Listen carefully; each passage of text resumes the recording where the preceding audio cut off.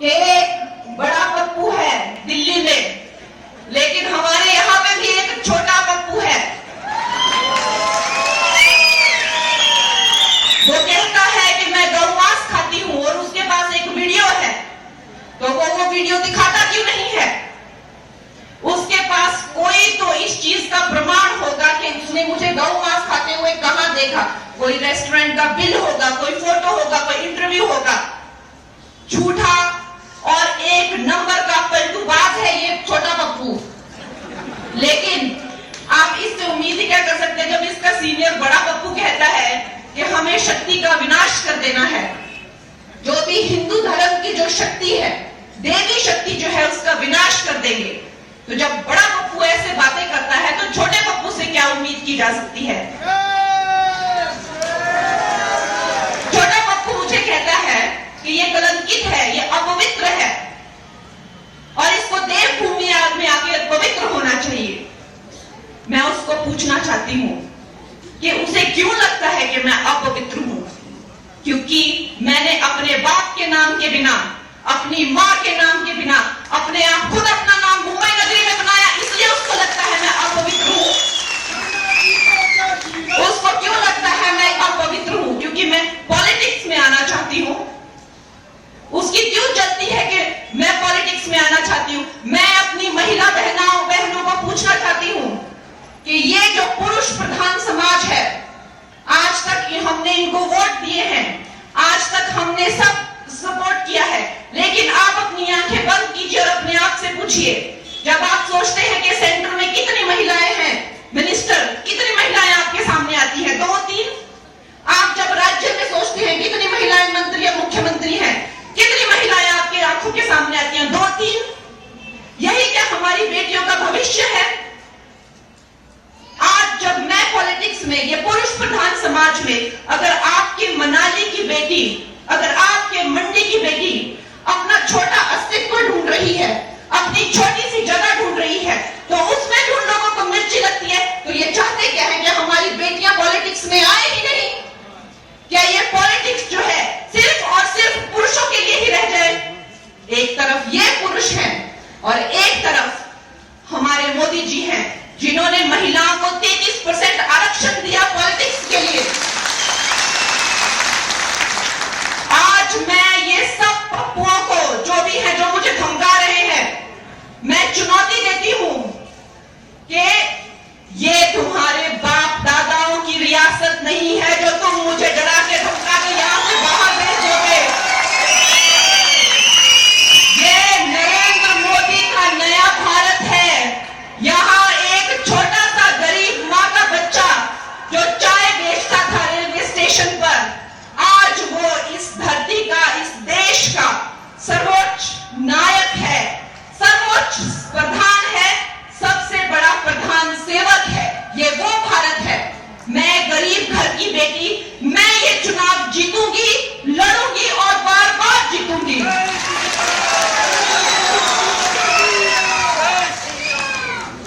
ऐसे राजा बेटा मुझे बहुत मिले हैं, यही नहीं मिले, हर जगह मिले हैं। फिल्म इंडस्ट्री में भी इन राजा बेटाओं को मुझसे बड़ी प्रॉब्लम थी। वहां पे महिलाओं का शोषण करने का प्रचलन था, लड़कियों को इस्तेमाल किया जाता था, चुप करा के भगा दिया जाता था। इसके खिलाफ जब मैंने आवाज उठाई तो यही वंशवादी, यही परिवारवादी कुछ पप्पू जो शराब और ड्रग्स के नशे में धुत रहते हैं, इन्होंने मुझे डराया, मुझे धमकाया, यहां तक कि मुझे नोटिस भेजा और मुझे जेल में डालने की कोशिश की।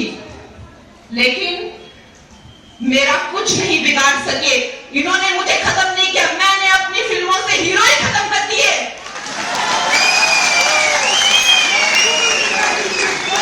मैंने ऐसी ऐसी फिल्में बना ली जिनमें से मैंने हीरो ही खत्म कर दिए। और मेरा साथ किसने दिया?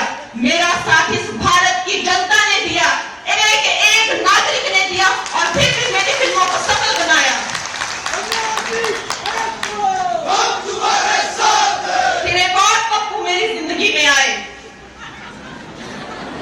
उद्धव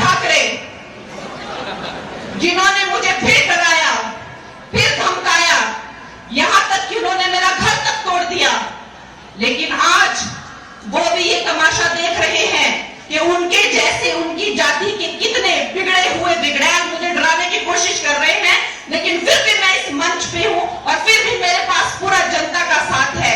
तो मैं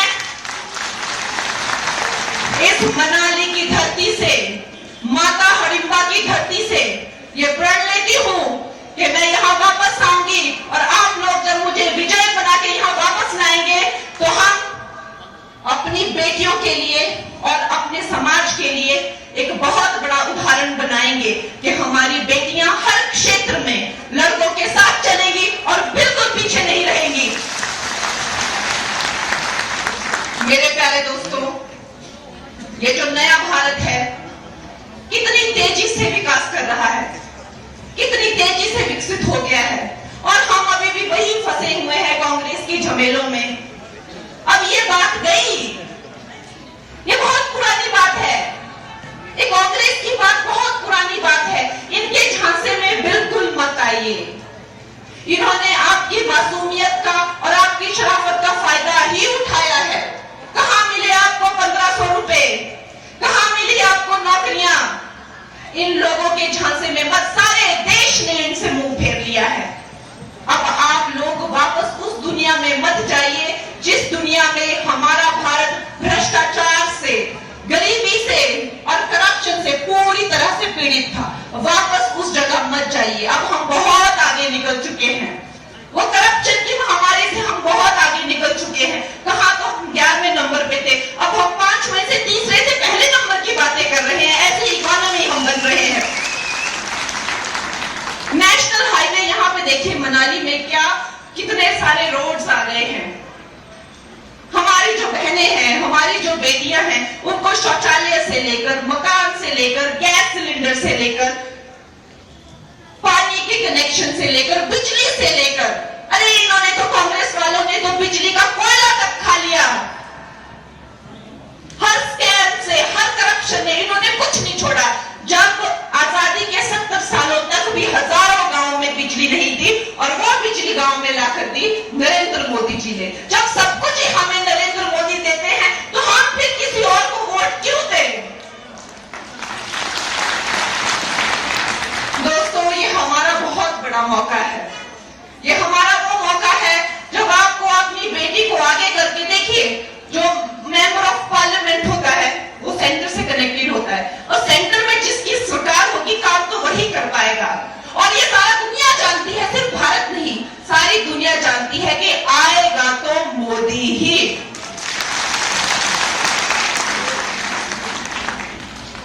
तो दोस्तों, जब हमें पता है कि आएगा तो मोदी ही, तो आपने अपनी सेविका को भी पूरा मौका देना है।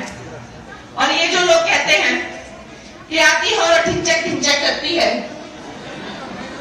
मैं उस बंदे को बुलाना चाहती हूँ और उसको अपनी फिल्म का मैं एक सीन दूंगी और अगर वो मेरी फिल्म का वो सीन कर दे तो राजनीति को क्या, मैं भारत छोड़ के चली जाऊंगी। अगर वो मेरी फिल्म का एक सीन जो मैं उसको दूं तो अगर वो कर दे तो राजनीति तो क्या, मैं भारत छोड़ के चले जाऊंगी। कला हमें नहीं हम कला को नहीं चुनते हैं, कला हमें चुनती है। कला साक्षात सरस्वती है। सरस्वती को कोई नहीं छोड़ता, सरस्वती ही मनुष्य को छोड़ती है। तो वो मुझे क्या बताते हैं कि मैं क्या हूं? मैंने उनको चुनौती दी है। मुझे कहते हैं इसको क्या राजनीति आती है? अरे मैं पूछती हूं तुम्हारे पास क्या डिग्री है राजनीति की? मुझे दिखाओ। तुमने राजनीति में डॉक्टरेट की है क्या? क्या आता है तुम्हें? मुझे दिखाओ वो डिग्री। राजनीति एक भाव है, सेवा करने का एक भाव है जो राजा में आ सकता है, रंक में आ सकता है, अनाड़ी में आ सकता है, भिखारी में आ सकता है, नारी में आ सकता है, बच्चे में आ सकता है। राजनीति सिर्फ एक भाव है। तो मुझ में आ गया। तुम कौन होते हो मुझे पूछने वाले कि मुझे राजनीति आती है कि नहीं? मुझे राजनीति आती है कि नहीं, मैं लोगों की सेवा करूंगी कि नहीं, ये लोग जानना चाहते हैं। इनकी ये इच्छा पूरी की जाएगी। 4 जून के बाद में इनको डेमो दी जाएगी कि मैं कैसी राजनीति करती हूं, मुझे राजनीति आती है कि नहीं, मुझे लोगों की सेवा करनी आती है कि नहीं। इनको डेमो दिया जाएगा और ये देखेंगे और अब देखते रहेंगे, देखते ही रहेंगे।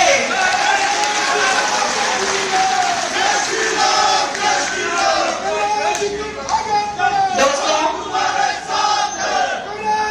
मुझे जब मैं इस जगह पे आई थी तो मैंने नहीं सोचा था कि ये गांव के लोग, इस शहर के लोग मुझे अपनाएंगे या अपना समझेंगे या अपना बनाएंगे।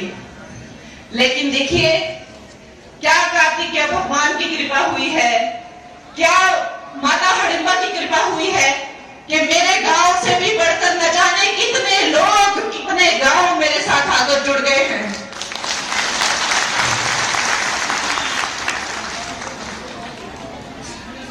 हमारे गांव सिमसा में कल हमने और मेरे पार्टी के लोगों ने, आप सब हमारे अपने ही हैं, एक छोटा भंडारा कार्तिकेय स्वामी जी के मंदिर में रखा हुआ है प्रोग्राम।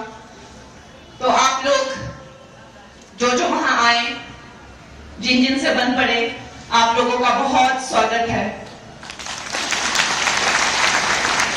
दोस्तों, हिमाचल में हमारी जो शिखर नेतृत्व है उनकी बड़ी योजनाएं हैं। उन्होंने हमें बिलासपुर में इतना बड़ा एम्स बना के दिया, आयुष्मान में हमें 5-5 लाख के फ्री के इलाज दे रहे हैं स्वास्थ्य बीमा में, उसका हिम केयर करके भी एक्सटेंशन किया हुआ है।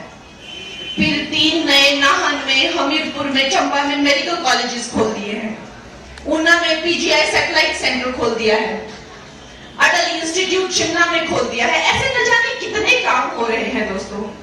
अब उन कामों में रुकावट नहीं आनी चाहिए। 400 पार का हमारा एक लक्ष्य है। 400 पार में एक मोती मंडी का भी होना चाहिए। हमें पता है कि ये भारत की जो जनता है, ये तीसरी टर्म जो है वो मोदी जी को एक इनाम के रूप में या एक भेंट के रूप में दे रही है। मोदी जी की झोली